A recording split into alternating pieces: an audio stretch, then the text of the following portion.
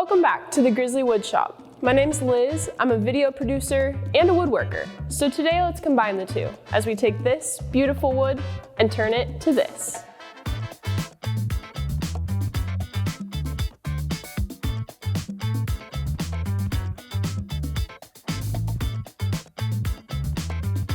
Let's get to it. Starting with the legs, I glued up a few maple boards to maximize surface area. This is my own design, so I decided to hook you up with my template, downloadable in the link below. Once printed and cut out, I found the most efficient layout while keeping them all in the same grain direction. I used spray adhesive to stick them to the maple. Double-sided tape works too. Then I made a few rough cuts to separate each board from another. This made the bandsaw cuts much easier. Now cut out each piece, up to the line on the curves, but not too close on the straight lines. We'll clean those up later, so leave a little room for that. Keep the scraps, you'll see why soon. Here's the actual speed I was going. Patience is a virtue. Leave a little room on this 45-degree part. We'll plane and sand this flush to the top once it's assembled. Alright, it's starting to take shape. So we're going to square up the top and the bottom to the perpendicular joint right here. Once we get this joint straight, we'll rip the tops and bottoms on the table saw. First, a rough cut on the bandsaw, then to the jointer. Looks good. Now do it to all 4 boards. Nice. Next, I squared up the tops and bottoms. I didn't have a miter fence nearby. However, I recommend the T32868 miter gauge. Let's turn these 2 pieces into one. Find the center of your wood thickness and mark it. Then transfer the center point to know where to align your biscuit joiner. Be sure to adjust your joiner to the size biscuits you're using. I used number 20. Now grab those scraps you set aside earlier. Unless you have a more technically advanced way to glue these up. This was the quick and dirty way, and that worked for me.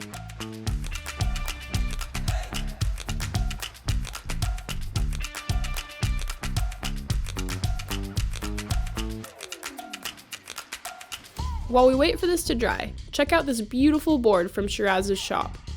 I'm lucky enough to use a piece.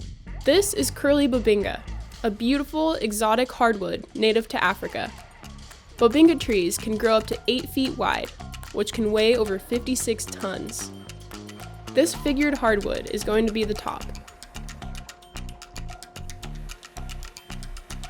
Next, I'm going to make a circle jig for the bandsaw. I marked out a 90-degree angle on a square sheet of plywood. Then countersunk a screw from the bottom, which will be the anchor point of the circle.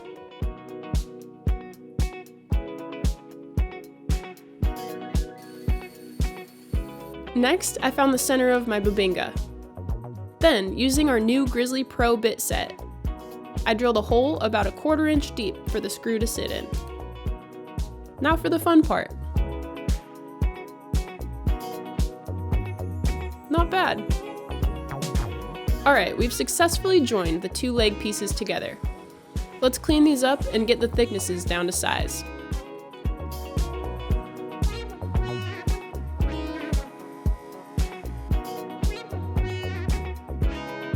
Well, I was aiming for 3/4 of an inch, but that's okay. These 2 dimensions will be important in the next few steps.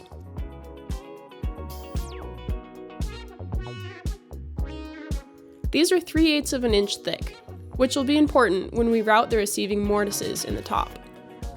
Be sure not to route the outer edges of these tenons, since they will be exposed on the sides. However, do route the inside edges.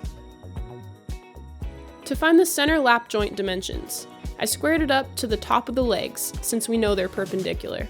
Alright, here's my first mistake. For some reason, I thought going the hand chisel route was a good idea. While it got a few cool, dramatic shots, I realized it was not the way. Instead, use a router and a square. Your sanity, patience, and workpiece will thank you. Make your lap joint the same thickness as the other leg that will be fitting there. After perfectly routing the second leg, I routed out the hand-chiseled leg, larger than the original dimension, and filled it with new wood, to glue up then route out the next day. While it's gonna leave a little blemish, the alternative of scrapping this beautiful maple and restarting wasn't worth it to me.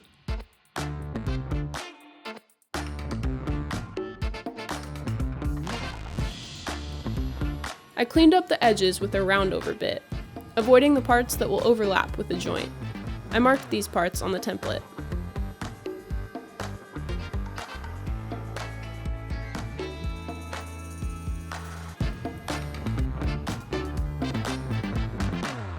Now, let's make a second jig with the original jig. With a 3/8 inch flush trim bit, I routed a template slot for the top and screwed it into the same jig as earlier, but with the top piece thickness between. Make sure this slot is aligned with the right angles on the jig.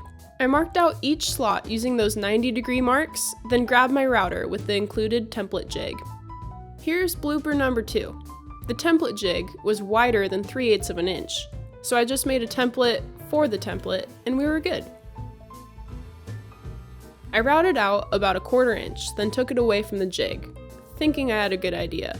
I swapped out the flush trim bit with one with a bottom bearing. Theoretically, this would work with less material, but the hardwood and narrow bit felt a little forced.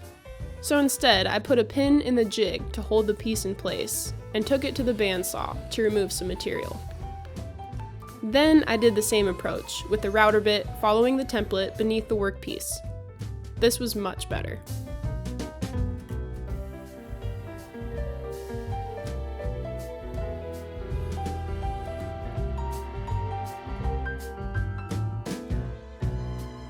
A little cleanup on the rounded ends with a bandsaw and a file, and the top was good to go. Setting our 40th anniversary bandsaw to 45 degrees, it was time for another tricky but satisfying cut, using the same circle jig, a clamp, and a miter gauge.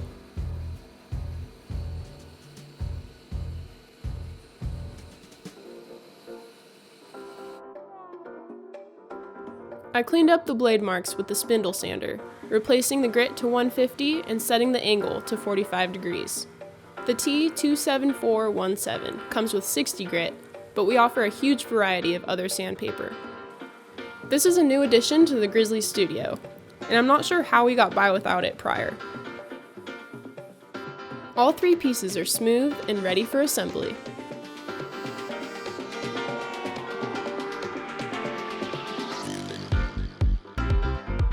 And, just like that, well, it didn't work. Guess we'll do this the hard way.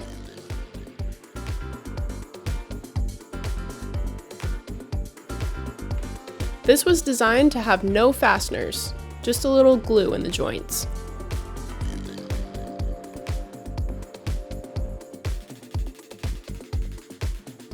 A little force should get them into place.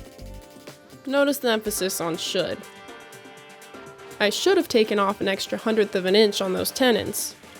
Or 2. Using a few clamps and a 45-degree piece of wood, I finally got them into place. Finally, the 3 pieces are one, and I can do some finishing. Kick back and relax as I drive this build home with some walrus oil and TLC.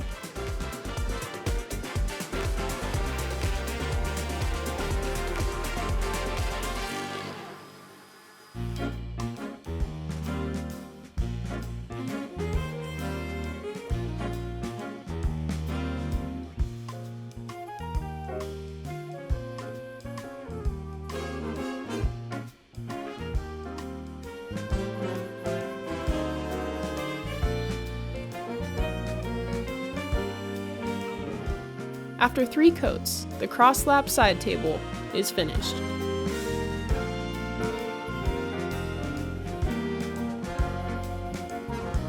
If you'd like to give this build a whirl, please do. The template is available in the description, and now you know what to do, and what not to do. I'd love to see how yours turns out.